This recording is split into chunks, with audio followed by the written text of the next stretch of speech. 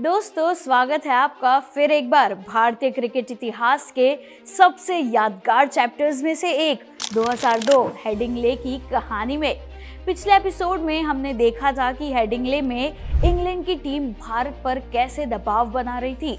भारतीय फैंस के मन में सवाल उठने लगे थे कि कहीं टॉस जीतकर बल्लेबाजी करने का फैसला गलत तो नहीं था।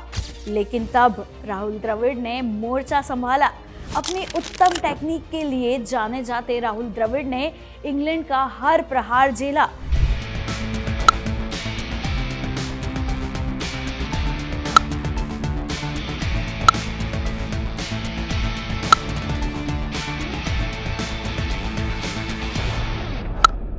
इंग्लैंड ने उन्हें बेरहमी से निशाना बनाया, लेकिन वो अड़िग रहे। उनकी स्ट्रेटेजी क्लियर थी। अगर बॉल ऑफ स्टंप पर हो तो 1 रन, वरना बॉल अगर सीधे शरीर पर लग रही हो तो डरना नहीं है। द्रविड़ के दिमाग में कैलकुलेशन बड़ा सिंपल था। जब तक वो मुझे मार रहे हैं तब तक वो मेरी विकेट नहीं ले रहे। ना LBW ना बोल्ड, और अगर मैं बॉल पर बैट ही ना लगाऊं तो कैच का चांस भी खत्म। तो बस मैं मार खाता रहूंगा और ये सब अपना वक्त यूं ही बर्बाद करते रहेंगे। द्रविड़ को ऐसे खेलता देखकर दूसरे छोर पर खड़े बांगर भी अड़ गए। इंग्लिश बॉलर संजय बांगर को हर बॉल जी तोड़ के डालते और दोनों बैट्समैन सिर्फ मुस्कुराकर उसे इग्नोर कर देते। इस बिना फल के मेहनत का असर धीरे धीरे अब इंग्लिश बॉलिंग पर नजर आ रहा था। वो बॉलर्स जिन्होंने इस सीरीज में करीब करीब अचूक बॉलिंग की थी, वो लंच आने तक अपनी लाइन और लेंथ चूक रहे थे। लंच तक भारत ने मुश्किल से कुछ रन बनाए, लेकिन द्रविड़ अभी भी डटे हुए थे। उन्हें अपनी भूमिका की अहमियत का पता था। बांगर ने 236 गेंदों पर 68 रन बनाकर द्रविड़ का सही साथ दिया। जब बांगर आउट हुए तब तक भारत सम्मानजनक स्थिति में पहुंच चुका था। द्रविड़ अब भी एक चट्टान की तरह खड़े थे। उन्होंने 148 रनों की शानदार पारी खेली, जो युगों तक याद रहेगी। उनकी बैटिंग ने इंग्लिश आक्रमण को थका दिया और भारत की जीत की नींव रखी। द्रविड़ के आउट होने के बाद सचिन तेंदुलकर मैदान पर आए। तेंदुलकर और गांगुली ने इंडियन इनिंग्स को आगे ले जाने का काम शुरू किया। इंग्लैंड ने दादा के लिए अपनी पेस बैटरी लगा दी, जिसे फ्लिंटॉफ लीड कर रहे थे, और सचिन को स्पिन के जाल में फंसाने की कोशिश की। मेडन पर मेडन ओवर्स जा रहे थे। सचिन और दादा ने एक डिसीजन लिया, वो ये कि सचिन फ्लिंटॉफ को फेस करेंगे और दादा स्पिनर एशली गिल्स को। बस फिर समस्या सुलझ गई और भारत का स्कोर अच्छी तरह से आगे बढ़ने लगा। तेंदुलकर की शानदार बल्लेबाजी और गांगुली की आक्रामकता ने मिलकर इंग्लिश गेंदबाजों को बेबस कर दिया। दोनों ने मिलकर खूब रन जोड़े, जिसमें तेंदुलकर ने 193 रन और गांगुली ने 128 रन बनाए। जब भारत ने 8 विकेट और 628 रनों पर पारी घोषित की, तब तक मैच पूरी तरह से भारत के नियंत्रण में आ चुका था। लेकिन ऐसे में भी उस दिन इंग्लिश मीडिया की रिपोर्ट ये कह रही थी कि इंडिया का हारना करीब करीब नामुमकिन है, पर उनका जीतना भी मुश्किल है, क्योंकि उसके लिए उनको 20 विकेट लेने पड़ेंगे, जो इस बॉलिंग अटैक के लिए पॉसिबल नहीं है। सीरीज में अब तक की इंडियन बॉलिंग को देखकर इंग्लिश मीडिया कह तो ठीक ही रहा था। जहां एक तरफ ये सब चल रहा था, वहीं अंदर का माहौल तो कुछ और ही था।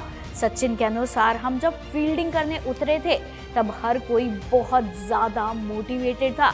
इंडियन ड्रेसिंग रूम में पहले ही ये डिसाइड हो चुका था कि किसी भी बैट्समैन को सेटल होने का मौका नहीं देंगे। इसलिए जैसे ही कोई भी बैट्समैन आता, उसे एक एक करके हर कोई उकसाने की कोशिश करता।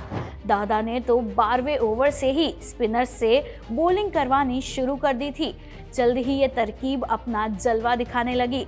रॉब की जहीर की गेंद पर एक आसान सा कैच दे बैठे, जबकि मार्क बुचर कुंबले का शिकार बन गए। इस सीरीज के highest run scorer Michael Vaughan फिर एक बार सेट होते दिख रहे थे। अब तक उन्होंने 2 टेस्ट में 2 सेंचुरी मारी थी। अब भी उन्होंने 80 गेंदों में अपनी हाफ सेंचुरी तक पूरी कर ली थी। पर फिर अगरकर की बॉलिंग पर 1 मिनट के लिए उनका ध्यान हटा और उनका कैच सीधा सहवाग के हाथों में पहुंच गया। उन्होंने 61 रन बनाए और फिर वो आउट हो गए थे। इसके बाद बारिश की हल्की सी बौछार आ गई, जिससे हेडिंग्ले पिच फिर से खतरनाक बन गई। जहां बारिश के पहले कुंबले इंग्लिश प्लेयर्स पर भारी पड़ रहे थे, तो वहीं बारिश के ठीक बाद भज्जी की फाइटेड गेंदें अपना करिश्मा दिखाने लगी। एंड्रयू फ्लिंटॉफ और जॉन क्रॉली को एक के बाद एक गेंदों पर हरभजन ने वापस भेज दिया। इंग्लैंड सिर्फ 273 रनों पर ही ऑल आउट हो गया। क्रिकेट की शायद यही एक अनोखी बात है कि दिन बदलते ज़्यादा देर नहीं लगती।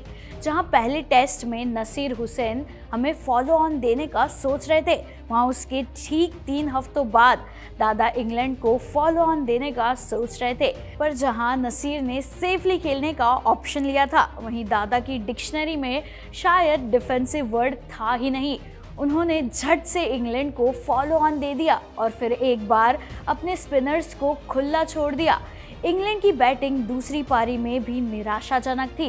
इंग्लिश बल्लेबाज दबाव में टूट गए और भारत की पहली पारी के स्कोर को भी पार नहीं कर सके। भारत ने ये मैच एक पारी और 46 रनों से जीत लिया। 2002 का हेडिंग्ले टेस्ट सिर्फ एक जीत ही नहीं थी, ये एक बयान था, एक जोरदार अनाउंसमेंट थी कि भारत मुश्किल परिस्थितियों में भी विजय प्राप्त कर सकता है। इसने इंडियन क्रिकेट टीम के आलोचकों को चुप करा दिया था, पूरी टीम को एकजुट किया और भारतीय क्रिकेट को एक नया जीवन दिया था। जब गांगुली ने इस जीत का जश्न मनाते हुए अपने हाथ उठाए, तो ये भारतीय क्रिकेट के एक नए युग की शुरुआत का संकेत था।